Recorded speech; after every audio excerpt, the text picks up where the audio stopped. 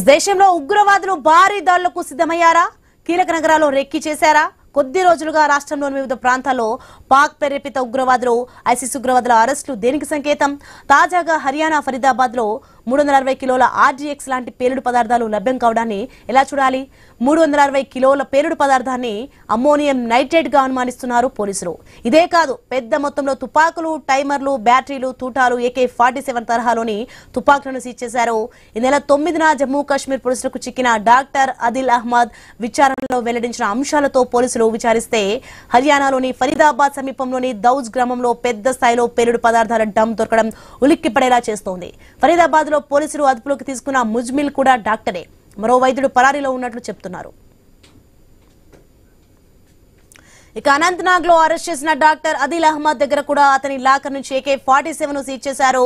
ఆ బ్రేకింగ్ చూస్తున్నా మనం. భారీ ఉగ్ర నెట్వర్క్ ఉండొచ్చని అనుమానించిన జమ్మూ కాశ్మీర్ పోలీసులు అదిల్ అహ్మద్ ను కస్టడీలోకి తీసుకుని ప్రశ్నించగానే కీలక అంశాలు వెలుగులోకి వస్తున్నాయి.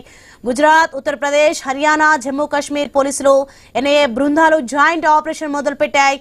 ఈ జాయింట్ ఆపరేషన్ లో భాగంగా డాక్టర్ ముజ్మిల్ సాయంతో దాచిపెట్టిన పేలుడు పదార్థాల డంప్ వెలుగులోకి వచ్చింది. దాదాపు 12 వాహనాల్లో వచ్చిన పోలీసులు మెరుపు వేగంతో ఉగ్రడెన్ పై దాడులు చేశారు. 14 బ్యాగుల్లో దాచిన 360 కిలోల పేలుడు పదార్థాన్ని సీజ్ చేశారు.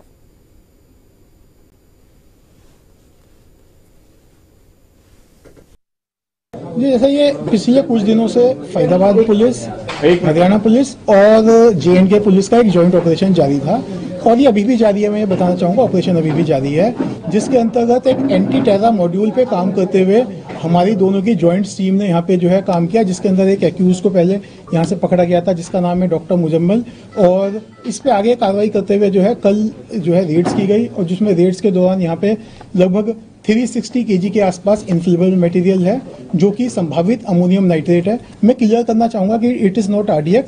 मैं इस बात को क्लियर करूंगा क्योंकि कई जगह ये चल रहा है, तो मैं क्लियर करना चाहूँगा इट्स नॉट RDX.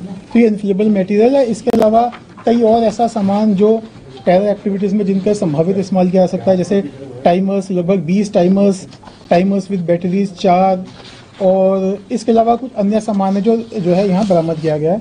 साथ साथ ही जो है जो फायर आर्म्स में एक कैरन कॉक rifle with 3 magazines and 83 live rounds, एक pistol with 8 live rounds, 2 empty cartridges और 2 एडिशनल मैगजीन्स है जो इनसे जो है रिकवरी की गई है. और इसके अंदर जो है अभी जो है कार्रवाई जो है दोनों की हमारी जॉइंट पुलिस की कार्रवाई जो है जारी है. जैसे ये पिछले कुछ दिनों से फरीदाबाद पुलिस, हरियाणा पुलिस और J&K पुलिस का एक जॉइंट ऑपरेशन जारी था और ये अभी भी जारी है. मैं ये बताना चाहूँगा.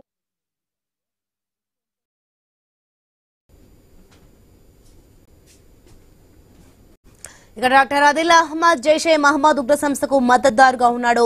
జమ్మూ కాశ్మీర్ లో జైషేకు మద్దతుగా పోస్టర్లు అంటిస్తుండగా నిఘా వర్గాలు గుర్తించాయి. వెంటనే అతని ఆసుపత్రి అనుబంధంగా ఉన్న హాస్టల్పై దాడి చేయగా లాకర్లో దాచిన AK-47 బయటపడింది. దేశవ్యాప్తంగా చాలా రోజుల తర్వాత ఉగ్రవాదులు అండర్ గ్రౌండ్ లో రహస్య ఆపరేషన్ నిర్వహిస్తున్నట్లు భద్రతా దళాలు అనుమానిస్తున్నాయి. గుజరాత్ ATS పోలీసులు 3 ఐసిస్ ఉగ్రవాదులను అరెస్ట్ చేశారు. వీరిలో ఒకరు హైదరాబాదీ. వీరంతా ఢిల్లీ సహా దేశంలోని కీలక ప్రాంతాల్లో పెళ్లిలకు రెక్కి నిర్వహించారు.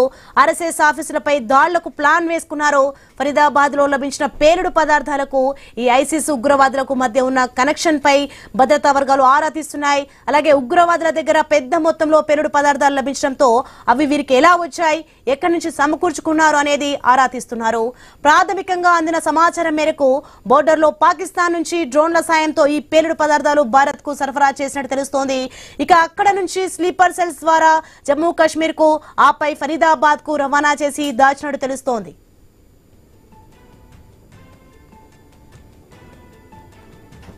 ఇక ఎవరికి అనుమానం రాకుండా ఫరీదాబాద్ లోని ఒక కుగ్రామంలో ఇంటిని అద్దెకు తీసుకుని రోజువారీ సామాన్ల పేరుతో దాచారు. దీంతో ఎన్నాళ్ళ నుంచి ఇక్కడ ఉంటున్నారు. అదిల్ అహ్మద్, ముజ్మిల్లను కలవడానికి ఎవరెవరు వచ్చేవారు అనేది కూపీ లాగుతున్నారు. వీరి ఫోన్ డేటాలను, సోషల్ మీడియా అకౌంట్లను పరిశీలిస్తున్నారు.